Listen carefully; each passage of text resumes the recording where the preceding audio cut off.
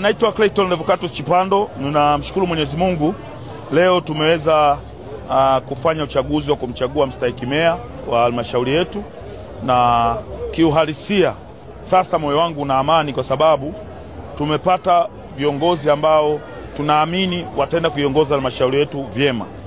Na nimepata nafasi ya kuongea na madiwani kwa mara ya kwanza kulihutubia baraza la madiwani. Nimejaribu kuwasihi namna bora ya kuongeza mapato kwenye halmashauri bila kuwakera wananchi, kwa sababu halmashauri nyingi zimekuwa ili ziongeze mapato kwenye halmashauri wanataka kuongeza tozo na ushuru katika maeneo mbalimbali, kitu ambacho kiuhalisia kinaenda kuwaumiza wananchi. Mimi nimewapa mbinu mbadala ya namna bora ya kuongeza mapato kwenye halmashauri bila kuwadhuru, bila kuwapata malalamiko ya wananchi. Kumbukeni kwamba hakuna mwananchi yoyote anayependa kutoa hela yake mfukoni kurudisha.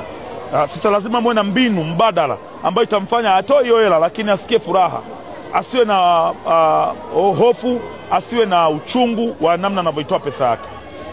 Kwa mfano, halmashauri nyingi zinaona ili ziweze kuongeza mapato ni kwenda kuongeza labda ushuru kwenye masoko, ushuru kwenye baadhi ya sehemu. Lakini mimi nimewashauri, kwa mfano tunataka tukaamua tukajenga kumbi za kwa ajili ya maharusi, kumbi kwa ajili ya matukio tofauti tofauti, ambayo hizo kumbi watu watakuwa wanakodisha na halmashauri inapata mapato.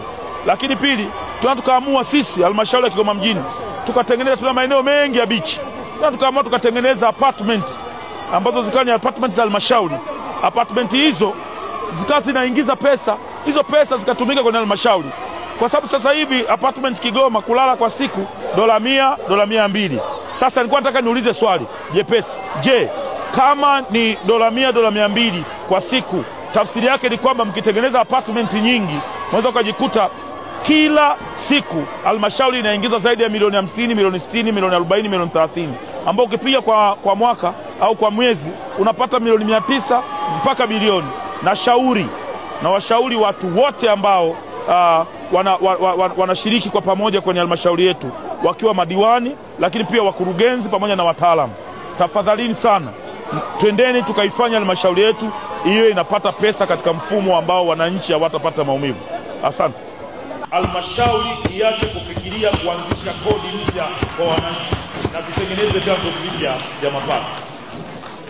Moja kati ya vitu ambavyo vinasababisha kodi mpya zinatengenezwa, ushuru wa mara kwa mara, ni pale halmashauri inapokuwa haina mapato, sasa ina haha kutafuta pesa, ndio hiyo